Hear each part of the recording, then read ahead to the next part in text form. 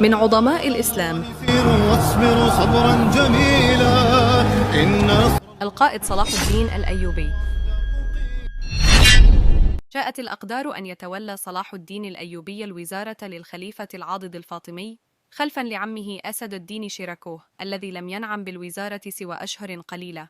وبتوليه هذا المنصب تغيرت حركة التاريخ في القرن السادس الهجري، فسقطت دولة كانت في النزع الأخير وتعاني سكرات الموت، وقامت دولة حملت راية الجهاد ضد الإمارات الصليبية في الشام، واستردت بيت المقدس من بين مخالبهم بعد أن ظل أسيراً نحو قرن من الزمان.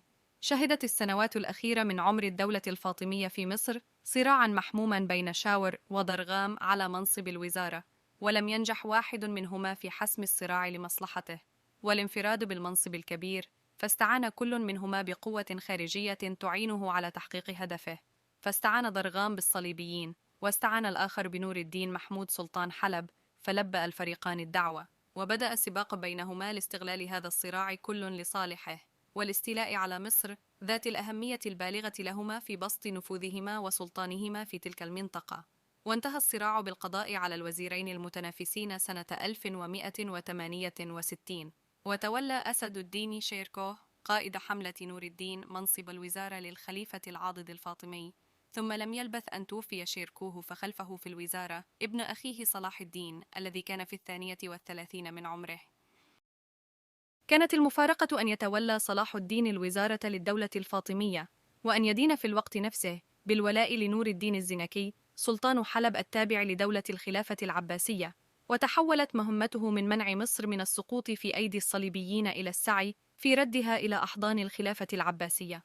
ولم يكن لصلاح الدين من سابق الأعمال أو خبرة السنين ما يسهل عليه القيام بهذه المهمة الصعبة، لكنه نجح في أدائها على نحو يثير الإعجاب والتقدير، واستعان في تحقيقها بوسائل جديدة تدل على فرط الذكاء وعمق البصيرة وحسن التصرف وقوة الإدراك والوعي بحركة التاريخ، وتفضيل التغيير السلمي الواعي على غيره من وسائل التغيير، وتهيئة الأجواء له حتى لا تصطدم به أي عوائق، حتى إذا وجد أن الفرصة المناسبة قد لاحت وأن الأجواء مستعدة للإعلان عن التغيير، أقدم على خطوة شجاعة، فأعلن في الجمعة الأولى من شهر سبتمبر 1171 قطع الخطبة للخليفة الفاطمي الذي كان مريضاً وملازماً للفراش، وجعلها للخليفة العباسي، فكان ذلك إذاناً بانتهاء الدولة الفاطمية وبداية عصر جديد.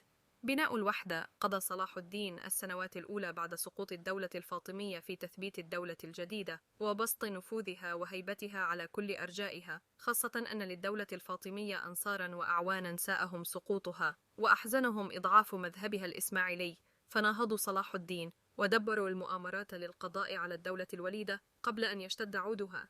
وكان أشد تلك الحركات مؤامرة عمارة اليمني للقضاء على صلاح الدين، وفتنة في أسوان اشتعلت لإعادة الحكم الفاطمي، لكن تلك الحركات باءت بالفشل، وتمكن صلاح الدين من القضاء عليها تماما. وبعد وفاة نور الدين محمود تهيأت الفرصة لصلاح الدين الذي يحكم مصر نيابة عنه أن يتطلع إلى ضم بلاد الشام إلى حكمه لتقوية الصف الإسلامي وتوحيد الجهود استعدادا للوقوف أمام الصليبيين وتحرير الأراضي المغتصبة من أيديهم. فانتهز فرصة استنجاد أحد أمراء دمشق به، فسار إلى دمشق وتمكن من السيطرة عليها دون قتال، ثم على حمص وحماة وبعلبك، ثم أعلن عن استقلاله عن بيت نور الدين محمود وتبعيته للخلافة العباسية التي منحته لقب سلطان، وأصبح حاكماً على مصر. ثم عاود حملته على الشام ونجح في ضم حلب وبعض المدن الشامية، وأصبح شمال الشام كله تحت سيطرته، وتعهد حاكم الموصل بإرسال مساعدات حربية إذا طلب منه ذلك. واستغرق هذا العمل الشاق من أجل توحيد الجبهة الإسلامية أكثر من 10 سنوات، وهي فترة لم يتفرغ فيها تماما لحرب الصليبيين. من نصر إلى نصر اطمأن الناصر صلاح الدين إلى جبهته الداخلية ووثق تماما في قوتها وتماسكها، فانتقل إلى الخطوة الأخرى وانصرف بكل قوته وطاقته إلى قتال الصليبيين، وخاض معهم سلسلة من المعارك كللت بالنصر، ثم توج انتصاراته الرائعة عليهم في معركة حطين، وكانت معركة هائلة أسر فيها ملك بيت المقدس وأرناط حاكم حصن الكرك وغيرهما من كبار قادة الصليبيين. وترتب على هذا النصر العظيم أن تهاوت المدن والقلاع الصليبية وتساقطت في يد صلاح الدين، فاستسلمت قلعة طبرية، وسقطت عكا وقيسارية ونابلس وأرسوف ويافا وبيروت وغيرها، وأصبح الطريق ممهدا لأن يفتح بيت المقدس، فحاصر المدينة المقدسة حتى استسلمت وطلبت الصلح. ودخل صلاح الدين المدينة السليبة في 1187، وكان يوما مشهودا في التاريخ الإسلامي.